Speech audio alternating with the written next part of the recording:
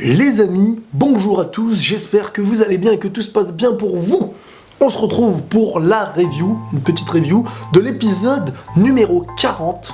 J'aime bien les chiffres ronds. Souvent, l'épisode, ça change rien, Bébert, ça change rien. Épisode 40 de Boruto les amis, et c'est aujourd'hui la première mission, j'ai envie de dire d'aspirant ninja, de Boruto, de Sarada et de Mitsuki. Et là, ça sent le danger. Même si ce n'est pas une mission de rang S, c'est une mission quand même. Et ça, on nous évoque dans cet épisode-là l'importance des missions, le dénouement de celle-ci, le fait que peut-être ça a l'air facile, mais ça ne l'est pas.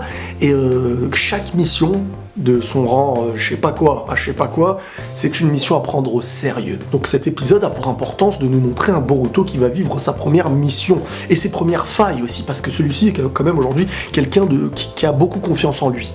Et quand t'as un peu trop confiance en toi dans ce domaine-là, tu risques de perdre cher. À un moment donné, je me demande même si dans cette histoire, est-ce que Boruto, de son impatience, de son envie d'être un petit peu toujours de partir au front et tout ça, est-ce que il va pas connaître un drame dans sa vie, perdre un petit peu à la Obito, ce serait quelque chose d'intéressant cette histoire-là. N'oublions pas que ce qui est symbolique dans cet épisode, c'est que c'est clairement la première mission officielle de Sarada, Mitsuki et Boruto, avec leur sensei Konohamaru. On est clairement dans du Boruto nouveau.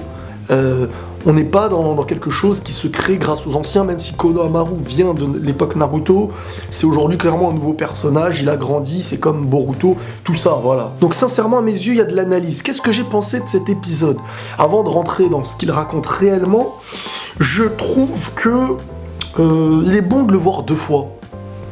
Parce que la première fois on découvre l'épisode et la deuxième fois on arrive à l'analyser un petit peu mieux. Après il faut être patient, il faut aimer Boruto et tout ça, mais moi je trouve qu'il y a des choses quand même qui sont assez sympathiques et on construit, encore une fois, on n'est pas encore dans l'intrigue et le fait d'être pressé d'attendre la semaine d'après, ça moi je le ressens pas vraiment, mais ça reste sympa, ça reste dans la continuité et on se rend compte aussi que certes on est dans une période de paix, mais il y aura des missions et des missions externes et peu importe la paix, il y aura toujours des gens qui voudront créer un petit peu des problèmes, de la haine. Tant qu'il y aura le yin, il y aura le yang. Tant qu'il y aura la haine, il y aura la paix. Tant qu'il y aura la paix, il y aura la haine, la pluie, enfin bref, tu m'as compris. J'ai mal à l'œil. Bon bref, ce qu'il faut savoir, c'est que dans cet épisode, Boruto n'est pas très content de ne pas avoir une grande mission, parce que lui, il est dans l'objectif de faire la mission la plus difficile, sauf qu'il va vite redescendre sur Terre, et on va rentrer dans le type de mission. Quelle est la mission donnée par l'Hokage Naruto à la team 7, je crois que c'est une team 7, ouais, de Mitsuki, Sarada et Boruto. La mission est très simple. Une petite ville lointaine qui garde un petit peu la manière de vivre ancestrale de l'époque shinobi et tout ça, et dans un petit problème de sécheresse.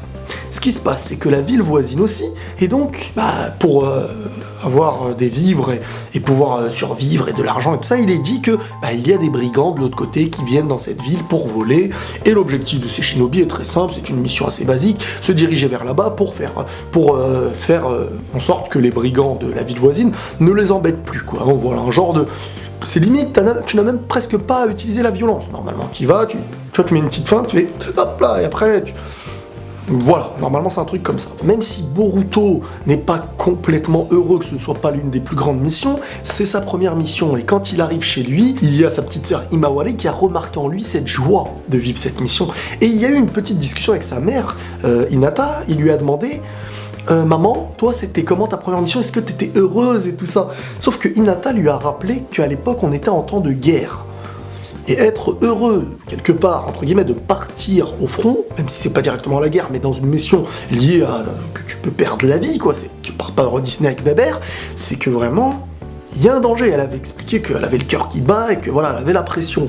Mais Boruto, lui, il est plus dans un jeu. C'est comme si on t'envoyait faire un match de foot contre une grande équipe.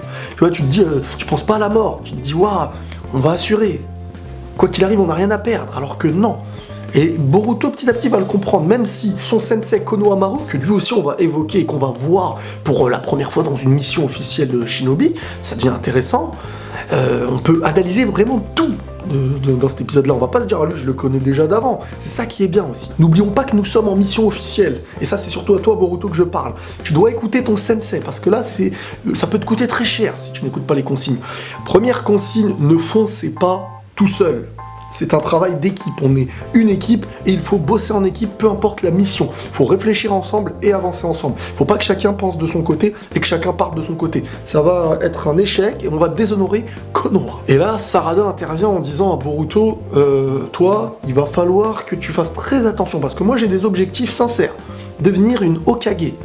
Si t'es là et que tu commences à défoncer mon CV, à cause de tes bêtises, je vais pas aller loin, tu vois. Comme si tu voulais montrer une bonne image, et qu'à côté de toi, t'avais un zigoto qui t'embêtait tout le temps. Toi, tu connais ça, toi. Celui qui regarde cette vidéo-là, t'as un pote forcément qui te tape la honte à chaque fois. Bah, c'est un petit peu la même chose avec Boruto. On arrive au village, enfin presque, il y a un pont, mais qui n'est pas ouvert.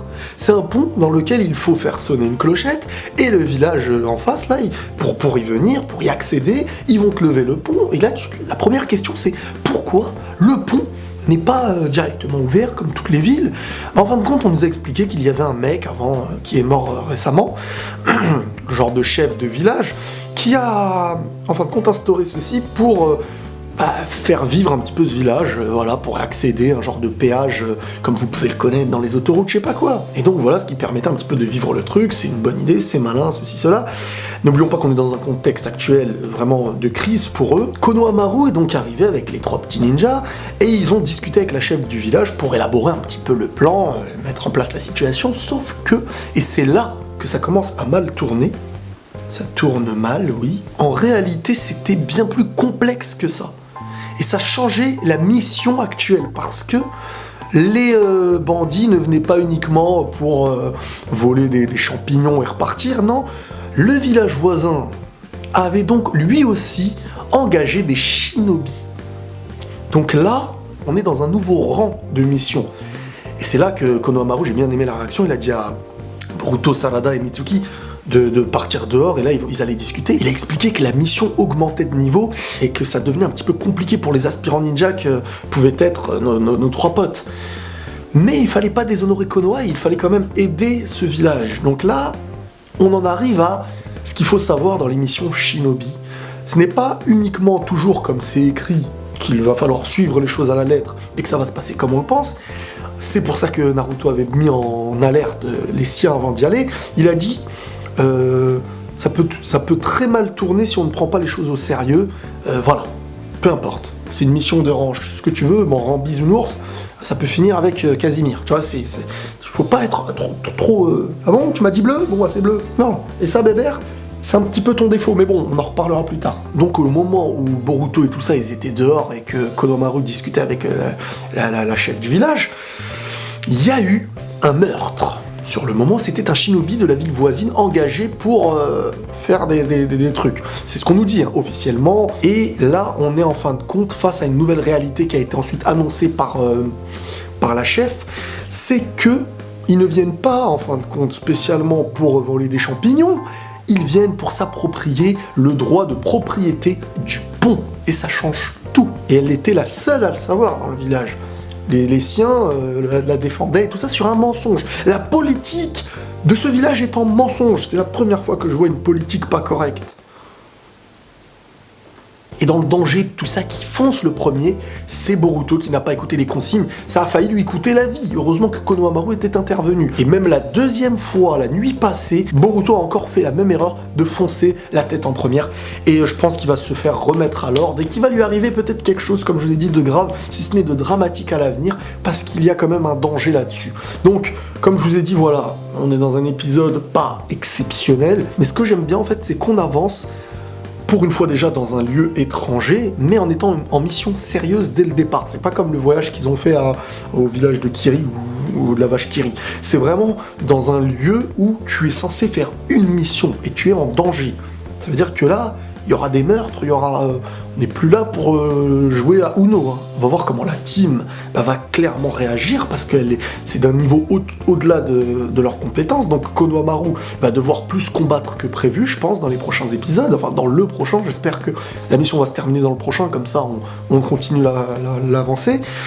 Et c'est plaisant à voir, c'est pas exceptionnel, Mais on avance, hein, on avance doucement, mais j'espère, pour en revenir en dehors de l'épisode, j'espère quand même qu'on va pas faire tarder trop l'enfance de Boruto.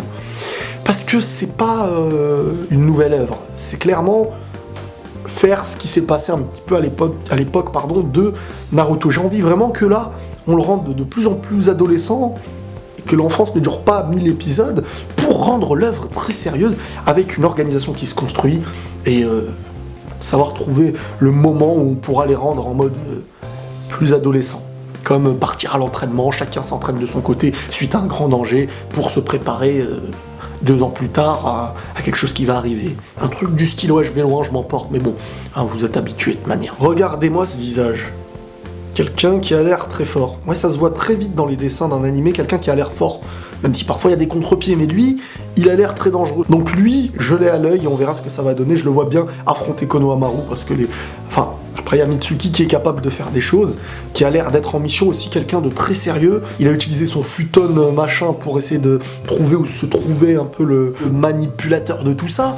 Donc, Mitsuki, lui, il y a moyen. Quand t'as Mitsuki et un Konohamaru avec toi, je pense que tactiquement, tu utilises vite fait le Sharingan de Sarada, et Boruto, voilà, il va arriver derrière, il va mettre un Kagebushin ou je sais pas quoi. Cette mission va être résolue à un moment donné, mais on montrera l'importance des missions, et je pense que maintenant, Boruto les verra d'un œil plus sérieux, parce qu'il y a quand même un risque de débordement, quoi qu'il arrive. Hein.